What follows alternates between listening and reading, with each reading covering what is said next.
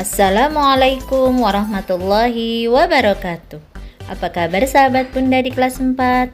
Jumpa kembali dengan Bunda dalam video pembelajaran tematik. Tema 5, pahlawanku. Subtema 2, pahlawanku kebanggaanku. Di kelas 4, smart, kreatif, sportif, dan religi.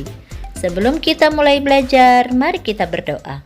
Rabbi zidni ilman warzuqni fahman. Tujuan pembelajaran kita hari ini adalah melalui video pembelajaran, siswa mampu mengidentifikasi kerajaan-kerajaan Islam di Nusantara. 2. Mencari tahu informasi tentang kesultanan kerajaan-kerajaan Islam dan peninggalannya. 3. Menceritakan kembali tentang Butet Manurung, pendiri Sokola Rimba. 4. Memberikan contoh pengamalan sila kelima Pancasila.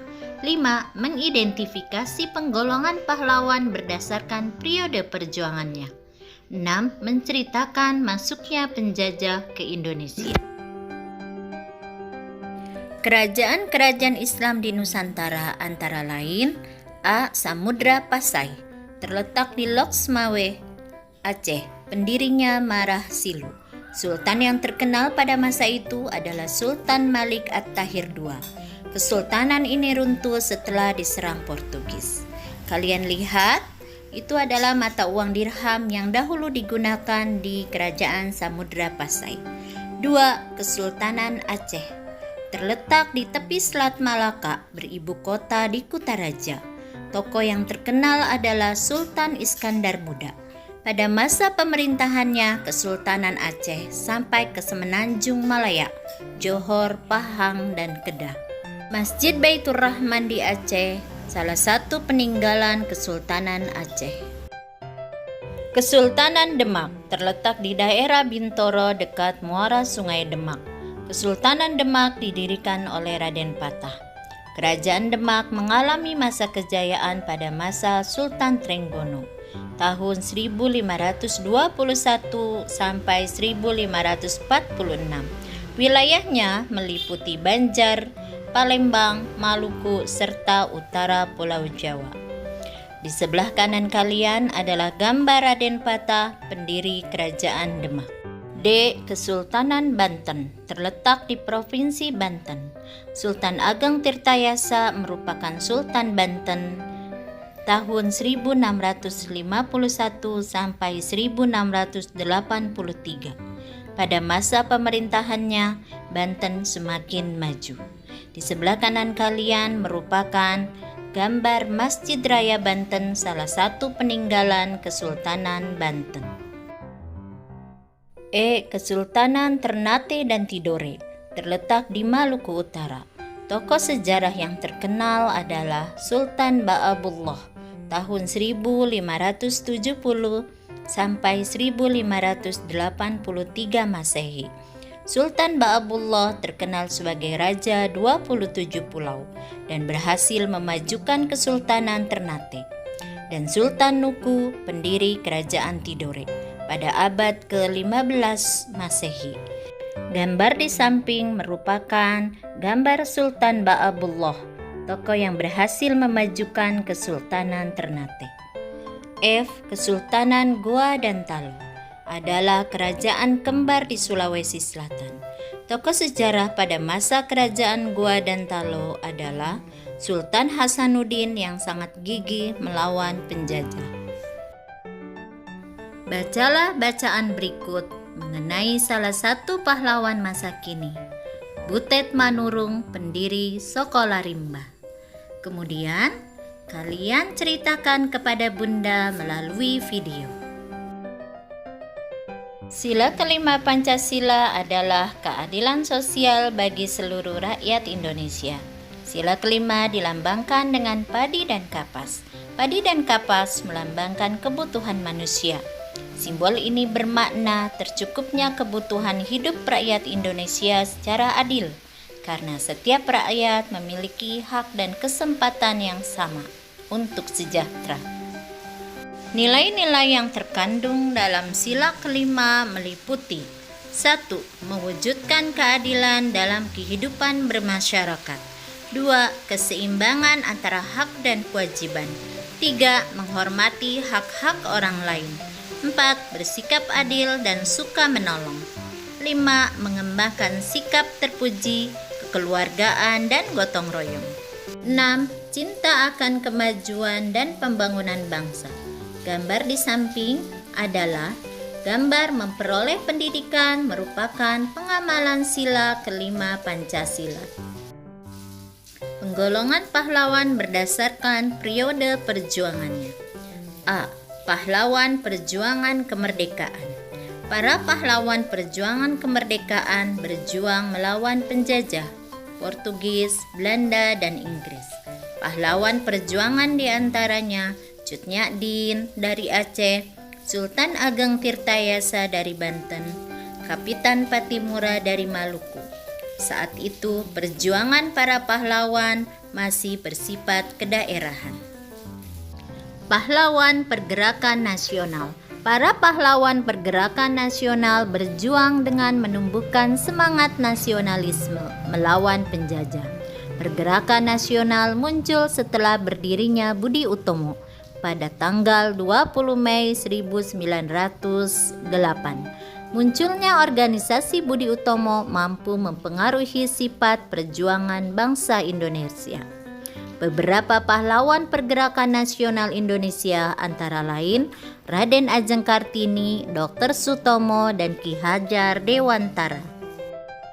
C. Pahlawan kemerdekaan nasional. Pahlawan kemerdekaan nasional muncul seiring dengan hadirnya peristiwa proklamasi kemerdekaan di tahun 1945. Antara lain, Dr. Muwardi, Dr. Saharjo, dan Robert Walter Mongonsidi. D. Pahlawan proklamasi kemerdekaan. Pahlawan proklamasi kemerdekaan berjuang untuk memproklamasikan kemerdekaan Indonesia pada tanggal 17 Agustus 1945. Proklamasi kemerdekaan dikumandangkan Insinyur Soekarno dan Dr. Andos Muhammad Hatta. Kedua pahlawan proklamator tersebut kemudian diangkat menjadi Presiden dan Wakil Presiden Republik Indonesia. Pada abad ke-14, rempah-rempah merupakan komoditas penting di Eropa. Rempah-rempah itu dibawa oleh pedagang dari Asia. Hal inilah yang mengawali datangnya penjajah ke Indonesia. Masuknya bangsa Portugis dan Spanyol ke Nusantara.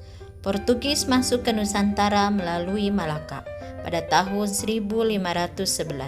Pada tahun 1512, Portugis masuk ke Maluku, dan pada tahun yang sama Spanyol pun datang ke Maluku. B. Kedatangan Belanda di Nusantara. Bangsa Belanda masuk ke Nusantara melalui Selat Sunda pada tahun 1595, dipimpin oleh Cornelis de Houtman dan Peter de Keyser. Sahabat kelas 4, masuknya bangsa Eropa ke Nusantara telah merugikan kegiatan perdagangan, ideologi, dan sosial budaya di Nusantara.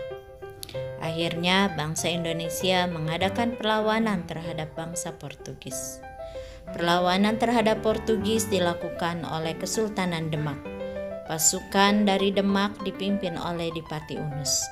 Perlawanan terhadap Portugis juga dilakukan oleh Kesultanan Aceh pada tahun 1547. Masuknya Belanda membuat Portugis tersingkir, sahabat kelas 4. Para pedagang Belanda yang datang ke Indonesia membuat persekutuan dagang atau disebut dengan VOC. Pada awalnya Belanda datang ke Indonesia untuk berdagang. Namun, karena kekayaan hasil rempah di Nusantara melimpah, mereka ingin menguasai Nusantara. Akhirnya, Belanda menjajah Nusantara dengan cara menerapkan tanam paksa dan monopoli dagang. Tanam paksa adalah memaksa para petani untuk menanam tembakau, tebu, karet, coklat, kopi, dan kinam. Monopoli dagang juga dilakukan oleh VOC, di mana hanya pedagang Belanda yang boleh membeli hasil bumi dengan harga yang telah ditentukan oleh mereka. Tanam paksa dan monopoli dagang sangat merugikan kaum pribumi. Di samping itu, Belanda juga mengatur pemerintahan serta memungut pajak terhadap kaum pribumi. Masyarakat saat itu sangat menderita. Akhirnya hampir semua daerah melakukan perlawanan terhadap Belanda. Namun, perjuangan-perjuangan tersebut dengan mudah dapat dipadamkan oleh penjajah. Ada beberapa faktor yang menyebabkan mudahnya VOC menguasai Nusantara. Antara lain, 1. Tidak adanya persatuan antara raja-raja Nusantara. 2. Peralatan perang VOC lebih lengkap dan lebih baik. 3. VOC menjalankan politik adu domba dan memecah belah kekuatan raja-raja Nusantara. Demikianlah pembelajaran kita tentang sejarah penjajahan di Indonesia. Bunda berharap kalian bisa menceritakan kembali kepada Bunda bagaimana para penjajah itu datang ke Indonesia. Alhamdulillahirabbil alamin. Selesai sudah belajar kita hari ini tentang kesultanan yang ada di Nusantara dan sejarah masuknya penjajah ke Indonesia. Ingat ya, ada 2 tugas yang harus kalian selesaikan. Kalian ceritakan kembali tentang Butet Manurung yang memiliki sikap-sikap kepahlawanan, yaitu berjuang untuk kepentingan masyarakat, berjuang dengan gigih, pantang menyerah, rela berkorban dan ikhlas.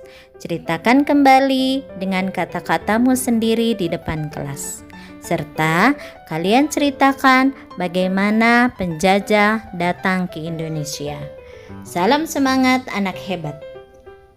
Bunda akhiri. Wassalamualaikum warahmatullahi wabarakatuh.